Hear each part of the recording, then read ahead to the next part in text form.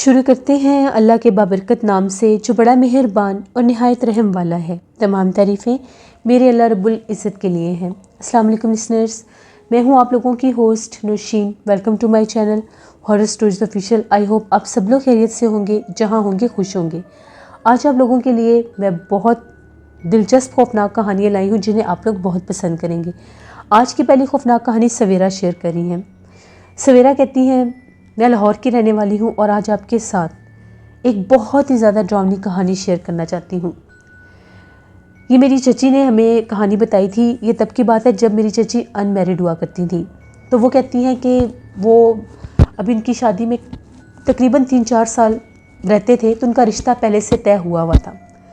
तो वो कहती हैं कि एक दफ़ा वो एक शादी अटेंड करने के लिए अपनी फैमिली के साथ एक गाँव में गई हुई थी। कहती है जैसे गांव में फंक्शन बहुत ज़्यादा अच्छे से होते हैं, वहाँ पर कुछ ज़्यादा इन रस्म व रिवाज को मद्देनज़र रखा जाता है। तो कहती काफ़ी देर तक मेहंदी का फंक्शन चलता रहा। उनकी किसी कज़न की शादी थी। तो वो कहती है कि मेहंदी का फंक्शन तकरीबन रात 10 साढ़े 10 बज गए थे मेहंदी का फंक्शन अटेंड करते करते। तो मैं बहुत ज़्यादा थक गई। मैं रेस्ट करने के लिए घर में आ गई। तो जो वहाँ पर उनके मामू का घर था, वो कहती है कि काफ़ी बड़ी हवेली थी और मेरे मामू की हवेली का जो पिछला हिस्सा था वहाँ पर भी एक छोटा सा दरवाज़ा होता था और उसकी बैक साइड पर काफ़ी खुले खुले खेत खलियान थे।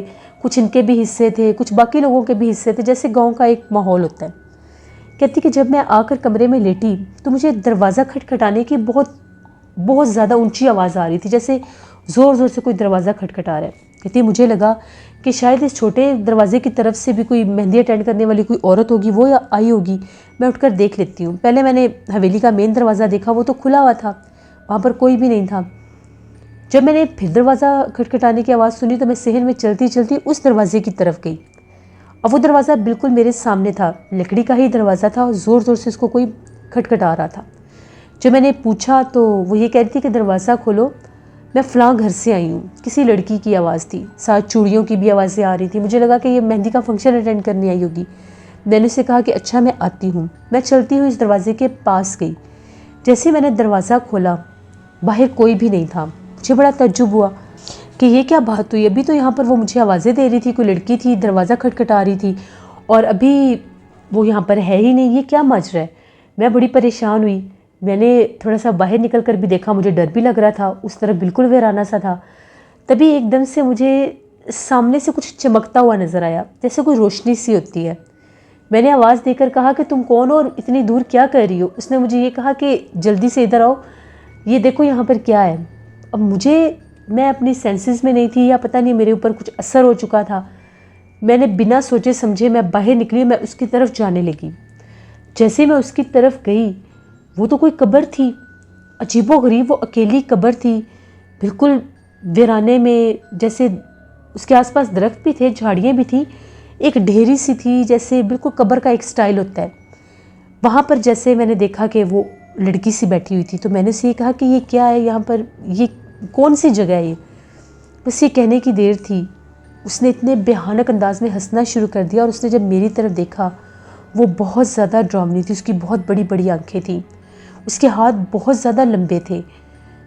मैं इतना डरी कि मैंने वहाँ से भागना शुरू कर दिया।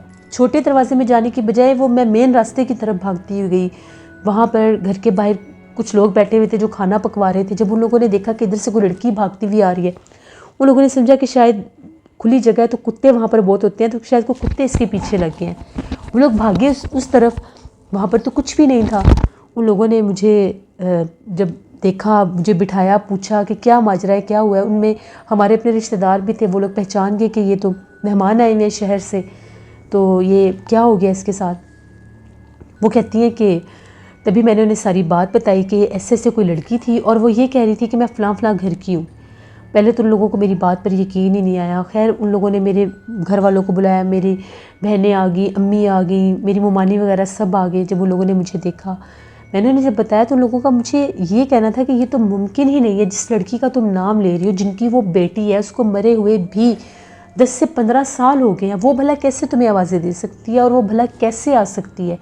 फिर मैंने उन लोगों को बताया कि मैंने वहाँ पर बाकायदा कब्र भी देखी है। उन लोगों का ये कहना था कि हमने आज तक वहाँ पर कोई कब्र नहीं देखी। हम लोग अक्सर उस साइड पर भी जाते हैं। पता नहीं वो क्या मंज़र था, वो कौन थी जिसने मुझे बुलाया, वो मुझे क्यों नज़र आई, मैं आज तक इस चीज़ को नहीं समझ सकी।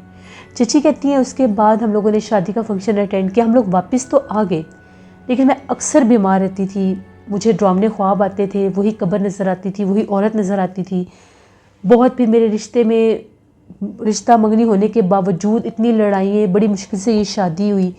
फिर उन्होंने कुछ रूहानी इलाज भी करवाए, तो उनका ये कहना था कि आप पर आसेब है, साया है, वही वो रूप लेकर आपको बुलाने के लिए आया था।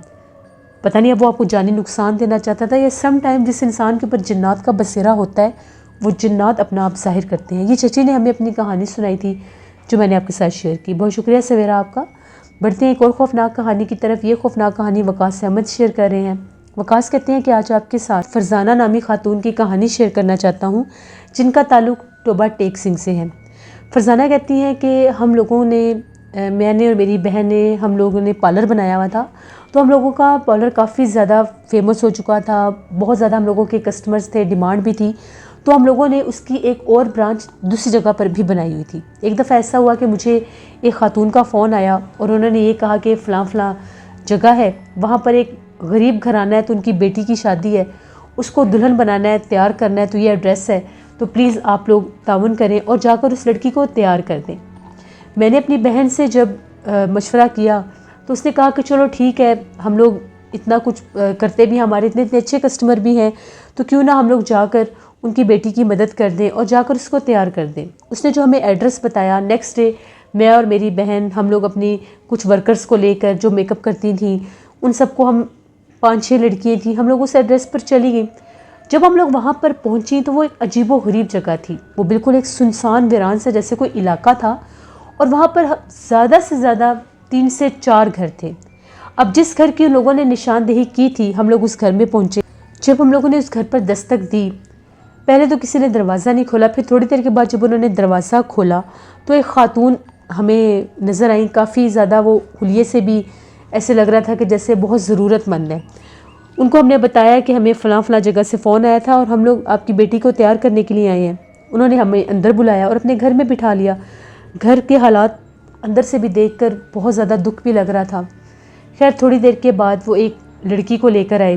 वो लड़की जो थी बड़ी बुझी बुझी सी लग रही थी, जैसे वो खुश नहीं है। तो हमने उसको बिठाया, थोड़ा सा रिलैक्स किया और उसे ये कहा कि अभी हम तुम्हारा फेशियल करेंगे, तुम्हें बड़ी प्यारी सी दुल्हन बना देंगे। जैसे कैसे करके हमने उसको फ्रेश किया, उसका फेशियल किया। अभी हम उसको दुल्हन बनाने ही लगे थे तो उसने हमें एक जैसे कोई स्लिप सी दी, जैसे कोई ख़त लिखा हुआ होता है, उसने वो मेरी बहन के हाथ में दे दिया और इशारा किया कि तुम इसको पढ़ लो। मेरी बहन किसी बहाने से, उसने ये कहा कि मुझे वॉशरूम जाना है। तो जब वो वॉशरूम में गई तो उसने वहाँ पर जाकर जब वो लेटर पढ़ा तो उसमें बहुत ही भयानक बात लिखी हुई थी। उसमें ये लिखा हुआ था कि मुझे तैयार करना छोड़ो, तुम लोग जितनी जल्दी होता है तुम लोग अपनी जान बचाकर यहाँ से भाग जाओ।